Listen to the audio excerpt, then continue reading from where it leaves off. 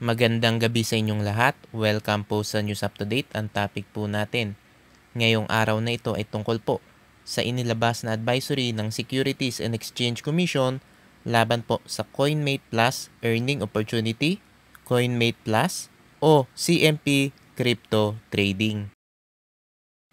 Based on information received by the Commission, World Eagle Charitable Finance International claiming to represent CoinMate Plus Earning Opportunity, CoinMate Plus, or CMP Crypto Trading is enticing the public to invest their money in said entity. As posted in their website, CoinMate Plus Earning Opportunity, CoinMate Plus, or CMP Crypto Trading provides real-time, accurate, and high-quality market data services for institution.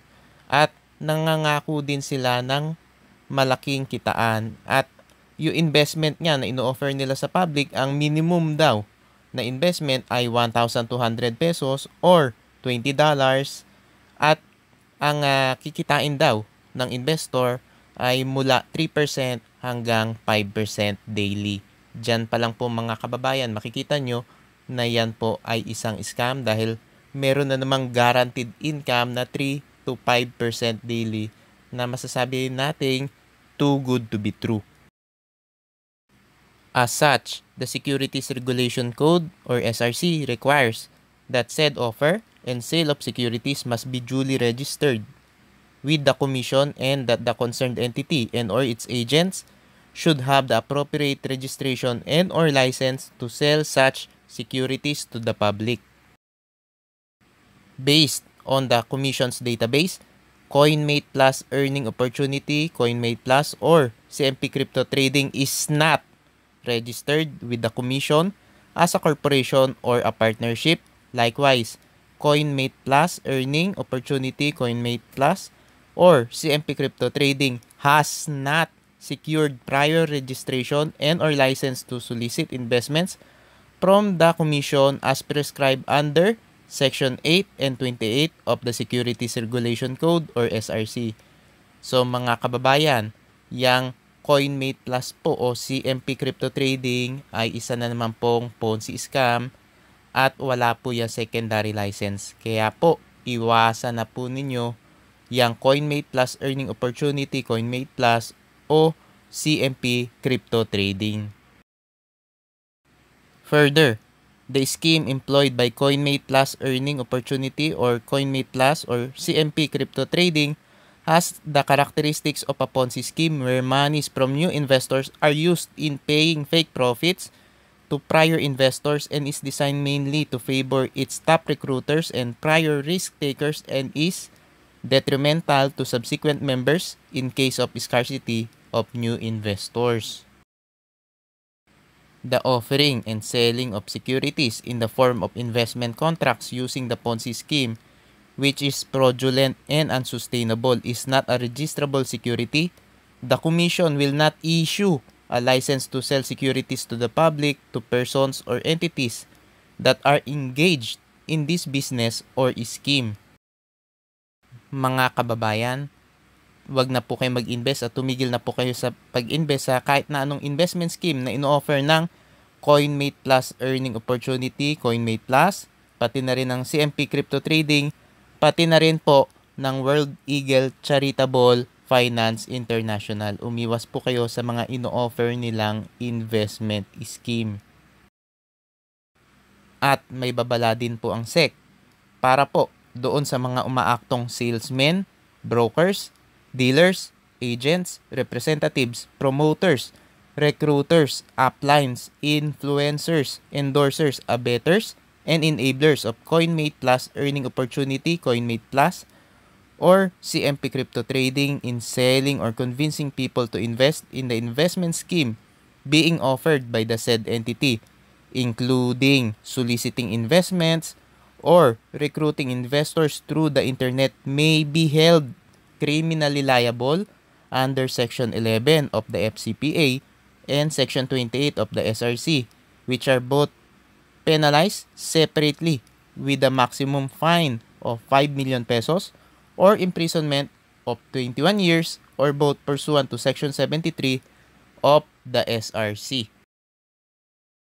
Yung mga pangalan daw ng involved dyan sa CoinMate Plus Earning Opportunity, CoinMate Plus o CMP Crypto Trading ay ire-report daw ng SEC sa BIR para sa kaukulang multa at buwis na dapat bayaran. Kung meron po kayo impormasyon tungkol po sa operasyon ng CoinMate Plus Earning Opportunity, CoinMate Plus o CMP Crypto Trading, pati na rin sa mga representatives niyan, ay pwede nyo daw pong isend ang inyong report sa pamamagitan ng email sa email po ng EIPD na epd@sec.gov.ph. Mga kababayan, umiwas na po kayo dyan sa CoinMate Plus Earning Opportunity, CoinMate Plus o CMP Crypto Trading, pati na rin po sa World Eagle Charitable Finance International dahil napatunayan po natin na illegal po ang ginagawa nilang paghingi o pagsulisit ng investment sa publiko at yan po ay isang Ponzi scheme. Mga kababayan, umiwas na po kayo sa mga Ponzi scheme, umiwas na po kayo sa mga too good to be true na mga investment offers dahil maaari sa umpisa bigyan po kayo niya ng payout para ma-hype po kayo, para po magdagdag kayo ng investment, para po mag-recruit kayo. Pero alam naman po natin na kapag nabot na nila yung quota nila, ay unti-unti na pong magkakaproblema sa payout. Maaring sabihin nila na freeze yung account nila o nag-maintenance o hinak daw sila. At ang kasunod na po nun ay pagtakbo. Mga kababayan, basta po yung kumpanya na nag-o-offer ng investment sa inyo ay na-issue na po ng advisory ng SEC, ay umiwas na po kayo.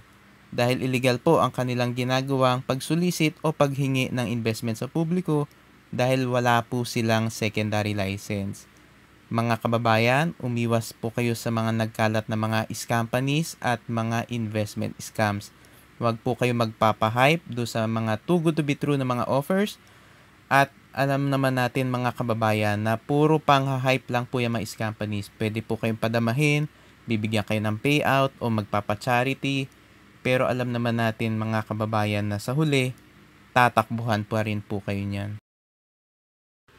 Pwede nyo rin pong i-check, ito pong YouTube channel po natin, ito pong News Up to Date dahil naglalabas po tayo ng mga reviews tungkol po sa mga nagkalat na mga companies. At pwede nyo rin pong i-check ang YouTube channel ni Shemny Anyol dahil naglalabas din po siya ng mga reviews laban po sa mga nagkalat na mga companies dahil marami po ang mga nagkalat na mga companies ngayon. Kaya kailangan maging maingat tayo. I-check nyo po kung merong secondary license ang sasalihan nyong investment. At kapag wala po sila secondary license, umiwas na po kayo. At kapag meron po silang pinakitang secondary license, i-verify po ninyo sa Securities and Exchange Commission dahil meron po mga kumpanya na namimeke ng dokumento. Mga kababayan, maraming salamat po sa inyong patuloy na pagsuporta sa aking channel. God bless po.